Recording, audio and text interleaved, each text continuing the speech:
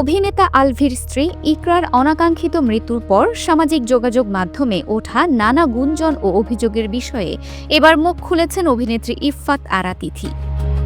এতদিন নিশ্চুপ থাকলেও পরিস্থিতি ঘোলাটে হওয়ায় এবং ক্রমাগত সাইবার বুলিংয়ের শিকার হয়ে অবশেষে নিজের অবস্থান পরিষ্কার করেছেন এই অভিনেত্রী। তিথি স্পষ্ট জানিয়েছেন, আলভির সঙ্গে তার দীর্ঘদিনের কাজের সম্পর্ক এবং তারা কেবলই ভালো বন্ধু।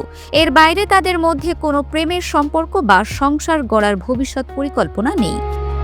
ইকরার সঙ্গে নিজের সম্পর্কের কথা উল্লেখ করে তিথি জানান, সাম্প্রতিক সময়ে ইকরার সঙ্গে তার বেশ ভালো বন্ধুত্বপূর্ণ সম্পর্ক তৈরি হয়েছিল।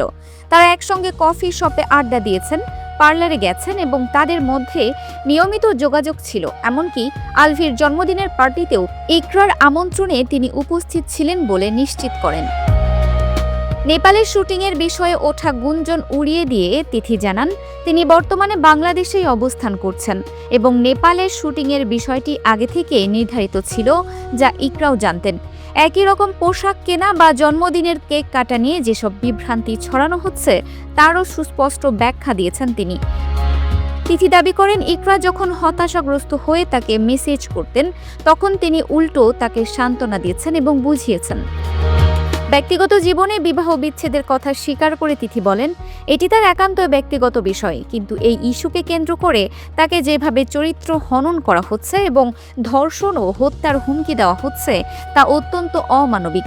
তীব্র সাইবার বুলিংয়ের কারণে তিনি এবং তার পরিবার বর্তমানে চরম নিরাপত্তাহীনতায় ভুগছেন। ভিত্তিহীন তথ্য ছড়িয়ে কাউকে কাঠগড়ায় দাঁড় করানোর আগে সত্যটা যাচাই করার আহ্বান জানিয়েছেন এই অভিনেত্রী।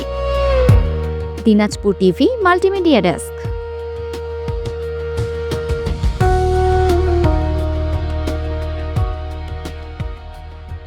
দিনাজপুর টিভি মানুষের জীবনের কথা বলে।